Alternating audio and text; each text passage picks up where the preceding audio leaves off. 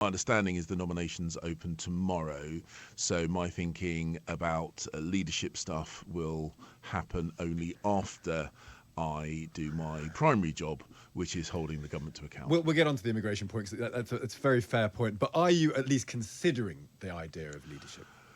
Well, look, I love this country. I want to make sure it is well governed. I think it is the duty of a political party, particularly the Conservative Party, which takes the job of government very, very seriously, to make sure that when it is in government, it does it properly. When it's in opposition, it seeks to get back into government so that it can serve the British people.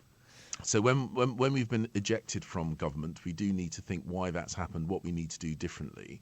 And of course, like I suppose a lot of people in the party, I have been giving a lot of thought to that and what contribution I can make to ensure that the country remains well governed. Conservatives will elect their new leader in November after the party agreed to an extended timetable to replace Rishi Sunak. James Cleverly is Shadow Home Secretary, former Home and Foreign Secretary. He's widely expected to join the race. We might find out now, actually. He joins us. Good morning to you. Good morning. Do you want to tell us? Can you tell us? We had Mel Stride on yesterday and he said he was considering a run for the Conservative leadership. Where are you when it comes to your plans? So my plans today is to respond to the King's Speech debate, to hold the Labour government to account for the disastrous start to their time in office in the Home Affairs and Immigration portfolio.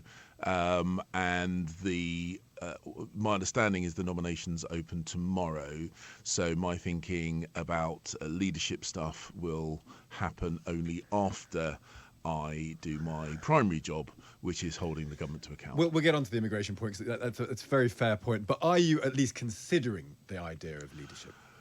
Well, look, I love this country. I want to make sure it is well governed. I think it is the duty of a political party, particularly the Conservative Party, which takes the job of government very, very seriously, to make sure that when it is in government, it does it properly. When it's in opposition, it seeks to get back into government so that it can serve the British people. So when we've been ejected from government, we do need to think why that's happened, what we need to do differently.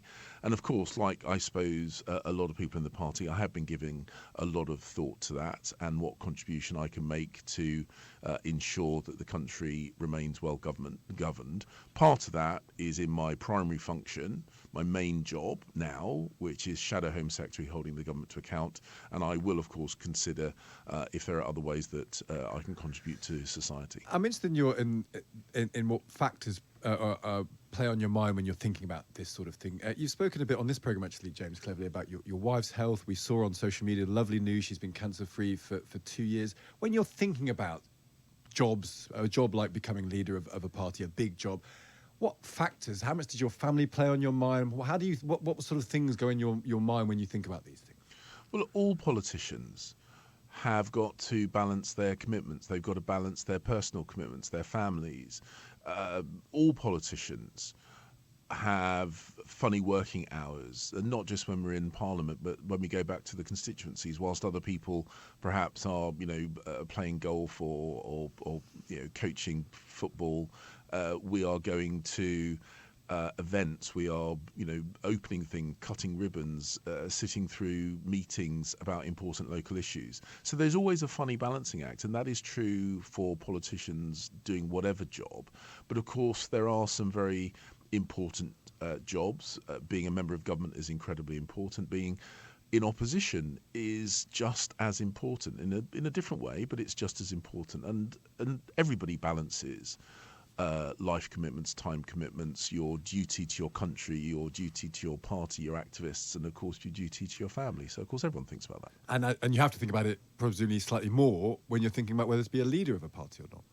Well, if you're going to put yourself forward for a job which is intense, and being a shadow minister is, it has diary commitments. Being leader of the opposition, of course, has more. But so does, being foreign secretary, being home secretary, being party chairman, all those things that I've done. So I am no stranger to the intensity of a political life. But ultimately, irrespective of your party background, we all do this because we want what's best for our country, and that is always a very, very big factor in the thinking about any career decisions we make. And as I say, that's true in government and in opposition. Let's talk about some policies, if we may. Sure. The Home Secretary, Yvette Cooper, said yesterday the true cost of the Rwanda scheme so far has been £700 million. You were reported as saying that plan, the scheme, forgive the French, was a batshit plan last year. Were you right then? Is Yvette Cooper right to say it was wrong now? She keeps saying that, but at no point has she ever said who I said it to or when I said it. So did you not say it? And the point and the figures that she was banding around yesterday also look as if they are completely made up, because I had a sight of the books until just a couple of weeks ago, and the figures that she quoted, both the current cost and the projected cost, are totally new to me, and I was running the department until a couple of weeks ago. Well, look, the fact is that the figures she put, and I'm very, very suspicious when people put nice round numbers, because it does rather look as if those numbers are plucked out of the air. The bottom line is I had complete oversight of the figures, and the figures that she's quoting are nothing that I'm even slightly familiar with. And the fact of the matter is a number of the costs that she quoted at the dispatch box have been incurred because she has cancelled the agreement. So her cancelling the agreement, incurring costs that can't be recovered, and then blaming me for her decision, I think is a bit rich. And the other thing, which I think is really very unacceptable, is that she scrapped a bilateral agreement with a Commonwealth partner country without even having the good grace to contact them directly to inform them. They had to read about it in the British press. This is a diplomatic discourtesy of the most extreme kind, and would never have happened had this relationship been with a European country. I have no doubt about that. So this disdainful attitude to the Rwandan people and the Rwandan government is disgusting. Is it racist? Is there I don't want to accuse anyone of being a racist, but you think there's a racial element to this? You wouldn't do it with a European country? Do you, even for a nanosecond, believe that the government would have been this discourteous had that relationship been with a European country? Yes or no? Do I know? I have no idea. Yes, you do. You and I both know that this would never have happened like this. So it's because it's African. European country. It's because there is a below the salt, disdainful attitude to African countries, and the Rwandan government, in a continent which is synonymous for challenges and problems, the Rwandan government was seeking to be a solution, a partner in what is an incredibly challenging global issue. And for their efforts, they have been slated by Labour voices. They have been treated discourteously by the Foreign Secretary, who frankly should know better. And as I say, the figures that the Home Secretary is banding around at the dispatch box are completely. But they've got a couple of 100 million out of it. I mean, you might not believe 700 million, but I think your own government have said 120 odd million has been spent on this. I mean, Rwanda has got some money out of this up front for nothing, as it turns out. No, very much not for nothing, because we asked them to do stuff. We asked them to build infrastructure. We asked them to set up legal institutions. We asked them to recruit. So how much did we spend? How much have we given them? You've seen the books up to 2 weeks ago. What money has been spent? Well, the figure that I'm familiar with is about 270 million. There will probably be some ongoing costs which won't be able to be recouped, because we asked the Rwandans to spend money and to do things on our behalf. We entered into a contract with them.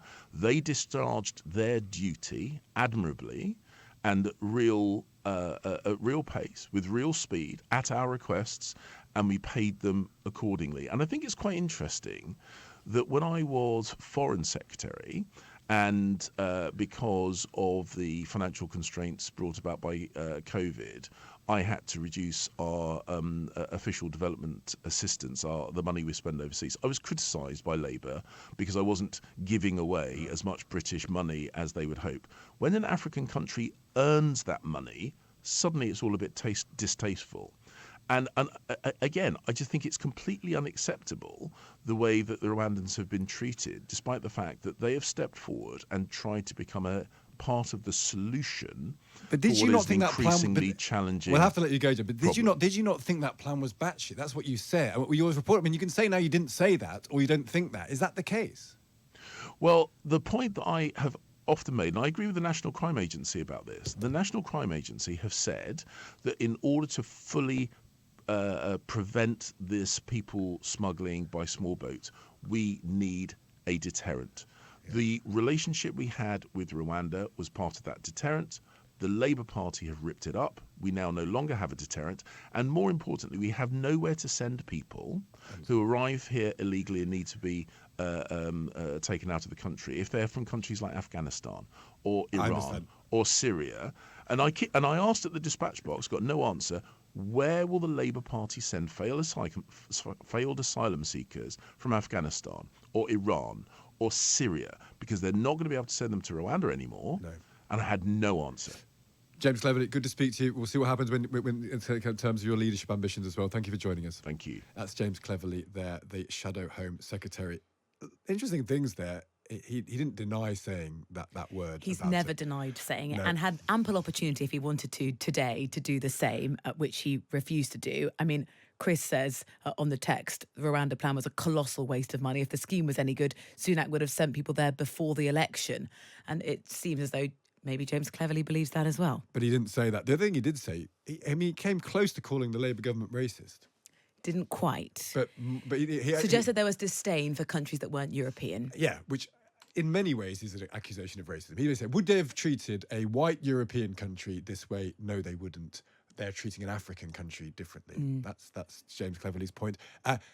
Kind of standing behind the Rwanda plan, although there are question marks about whether he agrees it. It also sounded to me like he is going to be running as the next leader of the Conservative Yes, Party. he kept talking very theoretically, as if someone would be running, these are the things they would be considering, saying that the key thing he'd be considering, do you think about this in a job application, is what's best for the country. Yeah. So I felt that is a man who is running. We shall see starting tomorrow who puts their names forward. As he said, that's a tomorrow problem. We'll steer you through all of that tomorrow as well.